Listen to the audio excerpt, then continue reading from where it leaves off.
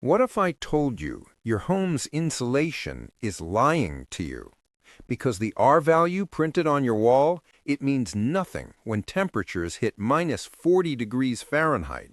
Meanwhile, Amish cabins, built by hand, no fiberglass, no foam, stay warm for days. I'm exposing the hidden engineering trick their ancestors used, the one modern builders stopped teaching after the 1950s. If you care about keeping your family warm when the grid collapses, you'll want to see this to the very end. I'm Braden, 15 years into prepping, and I've learned one thing the hard way. Modern smart homes are dumb in a real winter. When your power dies and the pipes freeze, fancy insulation means nothing.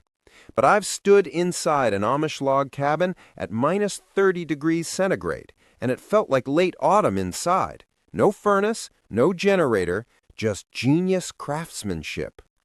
In this video, I'll reveal the forgotten joinery method that locks out cold like a thermal seal, the natural material that beats modern insulation by 40%, and the layout secret that makes their cabins self-heating.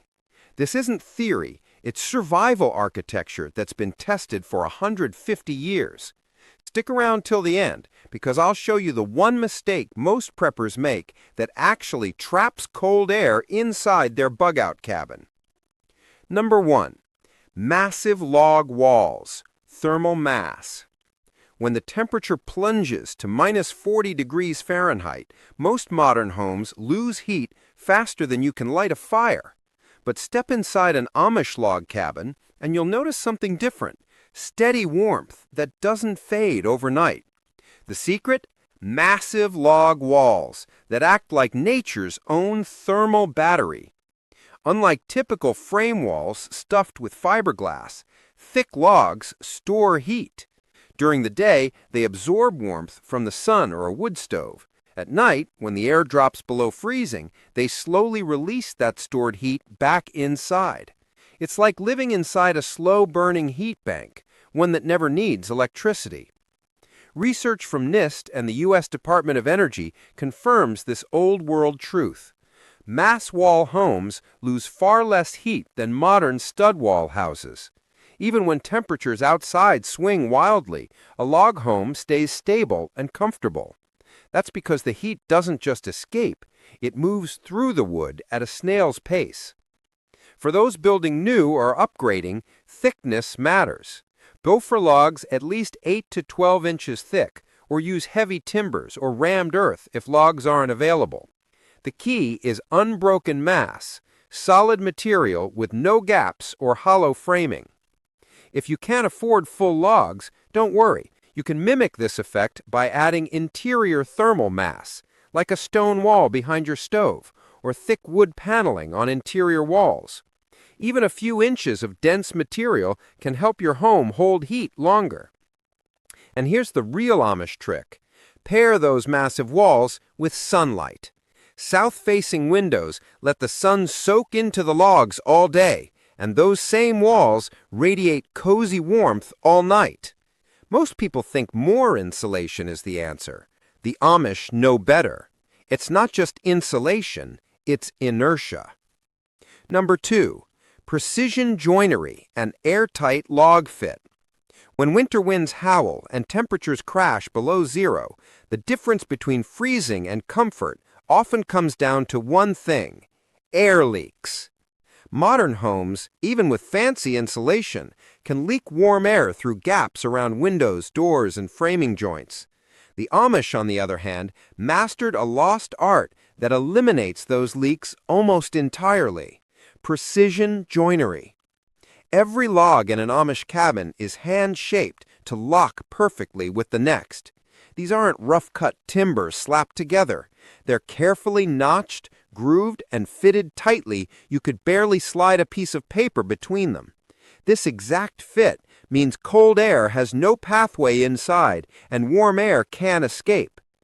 Instead of relying on synthetic sealants or spray foam, Amish builders use natural materials like moss, wool, or oakum, a fiber soaked in natural oils, packed between logs.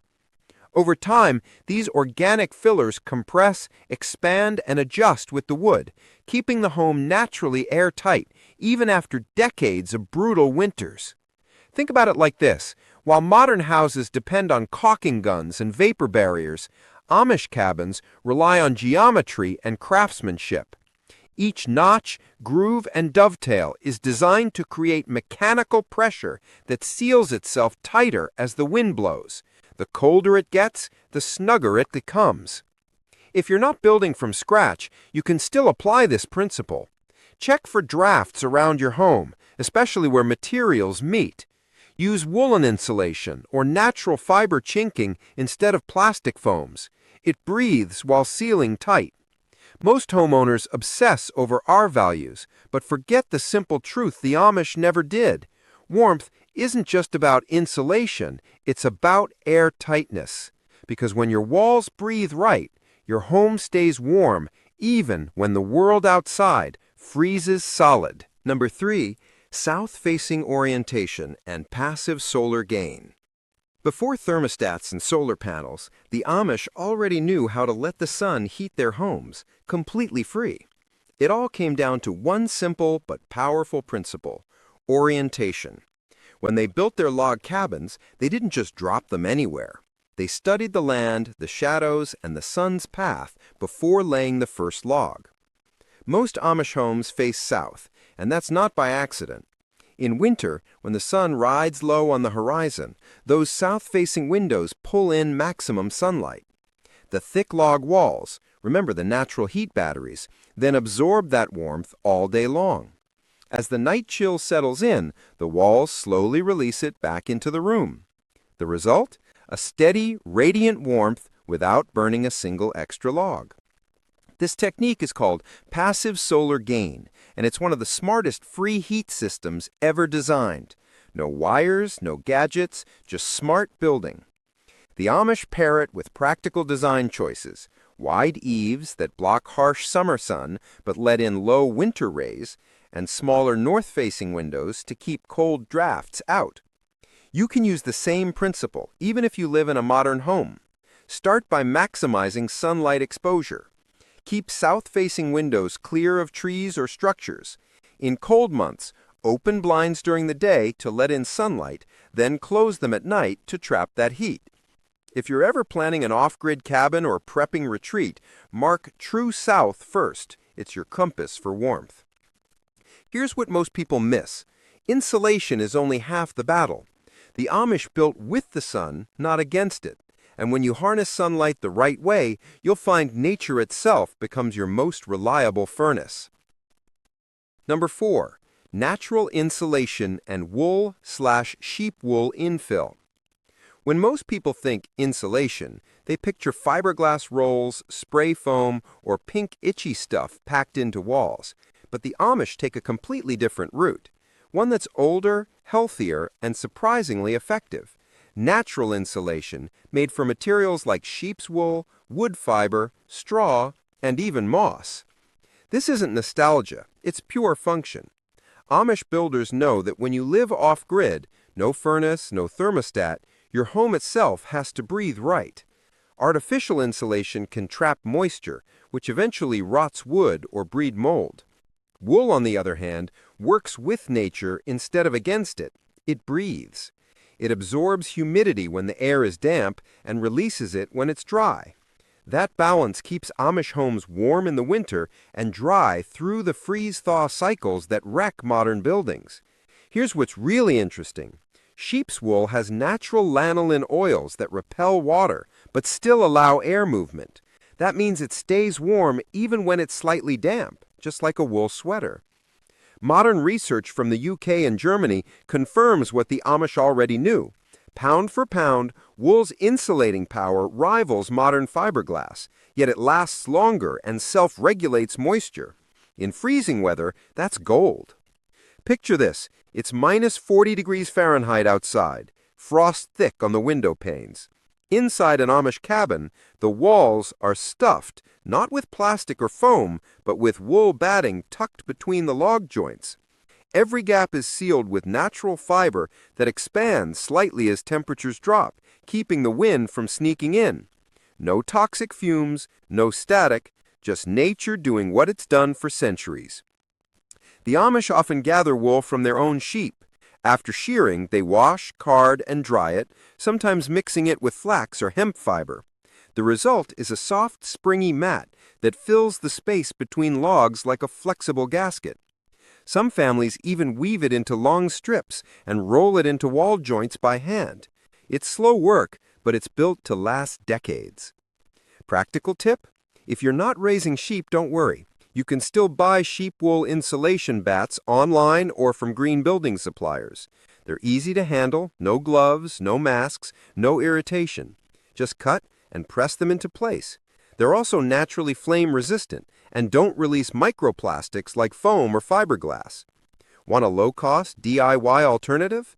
Try wood shavings, sawdust, or straw clay infill. The Amish sometimes pack sawdust mixed with lime between inner and outer walls. It's cheap, renewable, and offers decent R value. For cabins or sheds, it's an excellent off-grid upgrade. Here's the secret the Amish understand that modern builders ignore.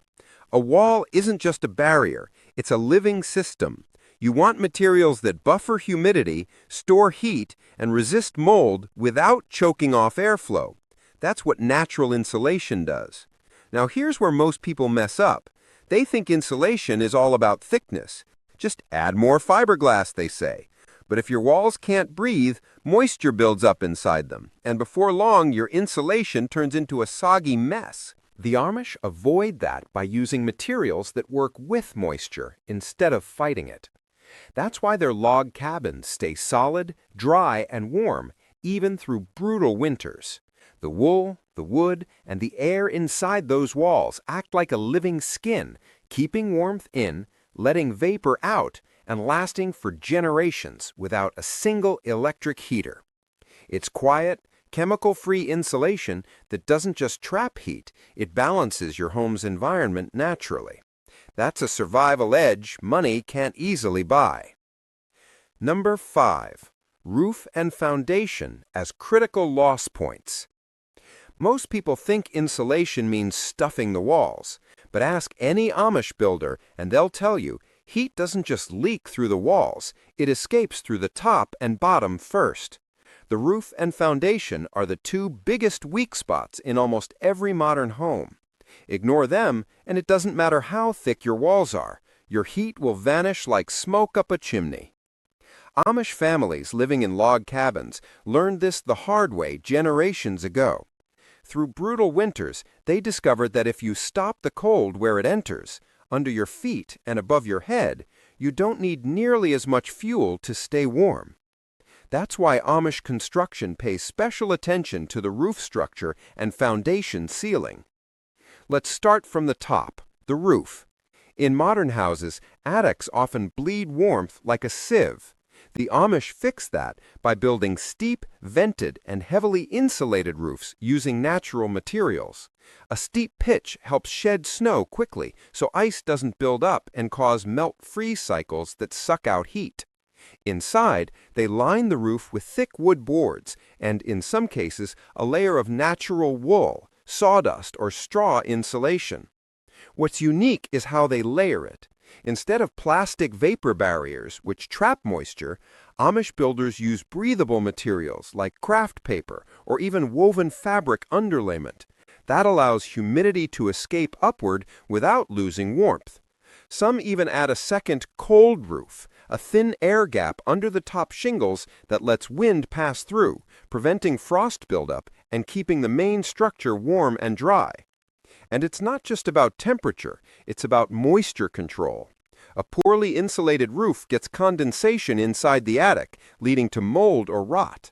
The Amish avoid this entirely by allowing controlled airflow, keeping their roofs bone dry even when snow piles up outside. Now, down to the foundation, the most overlooked part of modern construction. You could have a roaring wood stove inside, but if the cold creeps in through your floor, your toes will still freeze. The Amish prevent that by insulating the foundation with stone, earth, and sometimes straw-filled cavities. They often build homes slightly elevated on stone piers or thick block walls filled with packed earth. This natural base creates a barrier between the frozen ground and the living space above. In extremely cold regions, Amish builders add a perimeter skirt of straw bales or timber planks around the foundation to block wind and trap air under the home, a low-tech but powerful way to keep the crawl space from freezing. Some even use what they call a thermal cellar, a small insulated pit under the main floor that stabilizes interior temperatures year-round by storing ground heat. If you're retrofitting a modern home, take this lesson to heart. Insulate your attic and foundation before anything else. Use dense materials, not just fiberglass fluff. Consider adding a layer of rigid board insulation beneath the floor, or even laying down thick rugs and wool mats in key areas to stop radiant heat loss. For the roof, seal every gap and crack. Heat rises, so even a few small leaks around rafters or vents can waste enormous energy.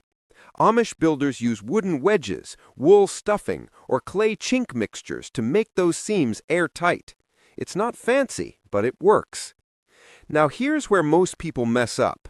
They think warmth only comes from inside the house. The Amish know better. Real warmth starts with containment. If your roof and foundation can hold heat in and block cold out, your home becomes a thermal shell, a living, breathing system that traps every bit of energy you create. That's why in minus 40 degrees Fahrenheit weather, Amish homes still feel steady and calm, while modern ones fluctuate wildly between hot and freezing.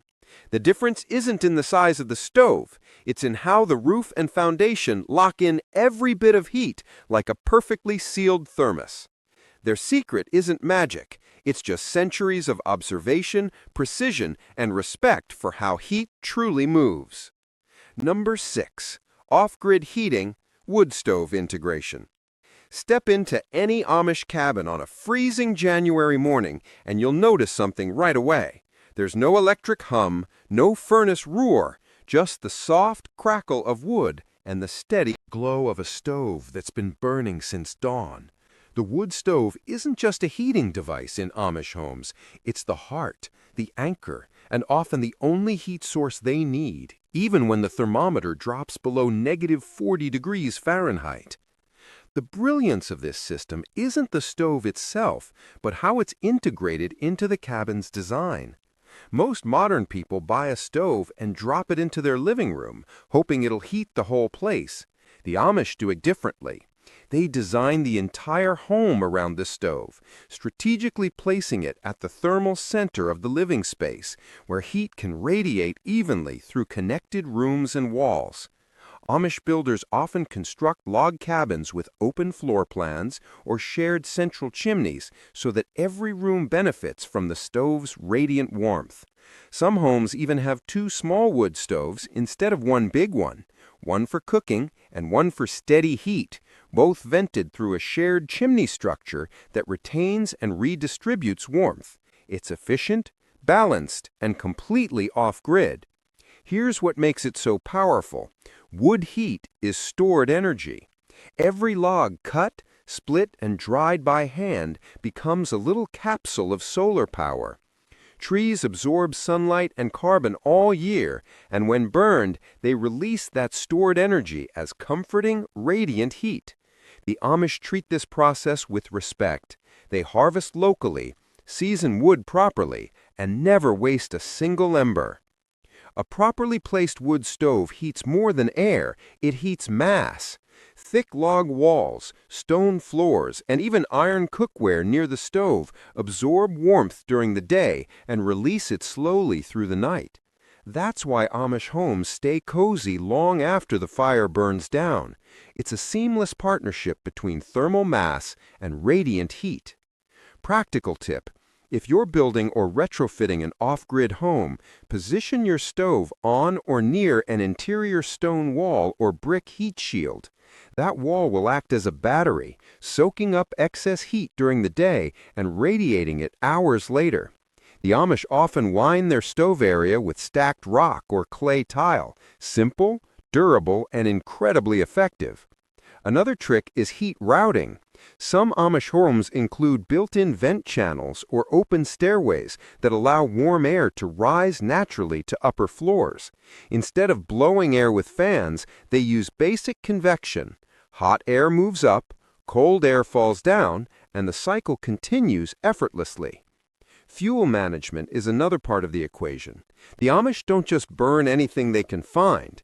They understand wood by feel and sound. Dense hardwoods like oak, maple, or hickory burn long and slow, giving steady overnight warmth. Softer woods like pine are reserved for quick morning fires to take the chill off. Every family has its rhythm: cutting in spring, splitting in summer, stacking in fall, and burning in winter. Now here's where most people mess up. They treat wood stoves like space heaters. They fire them up hard and fast, overheat the room, and then let it die down to freezing. The Amish do the opposite.